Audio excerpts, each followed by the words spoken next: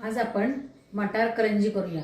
आता बाजारात इतके मटार आलेले आहेत ना, छान फ्रेश आणि हिरवेगार छान वाटतात आणि काही काही गोड असतात, काही जरा वाटाणे उग्र लागतात। आता आपण काय करूया, ह्या वाटीनी 2 वाट्या हे पीठ घेतलेलं आहे,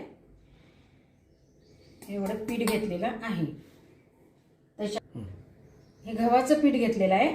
आता एवढा वाटी रवा घेते त्याच्यामध्ये मी, आणि ओवा घेते। ओवा चोळून घालायचा चांगलं त्याच्यामध्ये, आणि गरम तेल केलेलं आहे त्याचं मोहन घालणार आहे, आणि थोडंसं मीठ घालायचं बरं आपल्याला चवीपुरतं, कारण आपण मटारमध्ये पण मीठ घालणार आहे। आता हे तेल सगळं ओतून घेते मी त्याच्यात।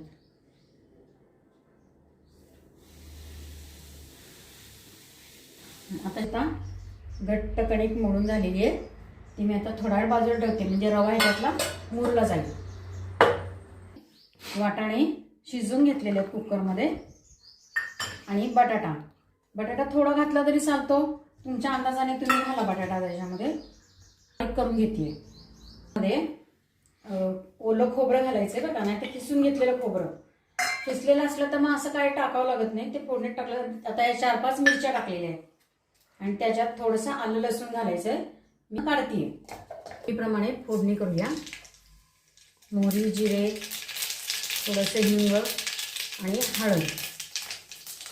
आता त्याच्यामध्ये आपण हा वाटून घेतलेला जो मसाला आहे तो घालायचा। गॅस एकदम कमी करायचा बरं का, म्हणजे वाटाणे आणि बटाटा स्मॅश केलेले ते ओतून घेते मी। भरपूर कोथिंबीर घालायची। हा मसाला सगळा कोरडाच करायचा असतो बरं का। आतमध्ये सारण जे आपण भरणार आहे करंजीत, ते कोरडा करायचा असतो, जास्त ओला करायचा नाही, नाही तर करंजी मऊ होते। आता हे झाले, त्याच्यात थोडंसं तांबडं तिखट घालायचं आहे थोडं, कारण आपण हिरव्या मिरच्या घातलेल्या आहेत। त्याच्यानंतर धने जिऱ्याची पावडर किंवा गरम मसाला घालायचा, आणि मीठ घालून घ्यायचं त्याच्यात। आणि आता गॅस घालवते मी, मीठ घातलेलं आहे त्याच्यामध्ये। आमचूर पावडर टाकायची।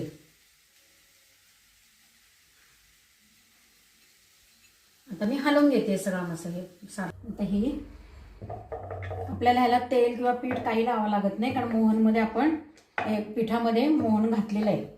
आता हे सारण बघा का, नाहीतर पोकळ राहते। आणि नेहमीपेक्षा करंजी जाड लाटायची, जरा कापून घेते,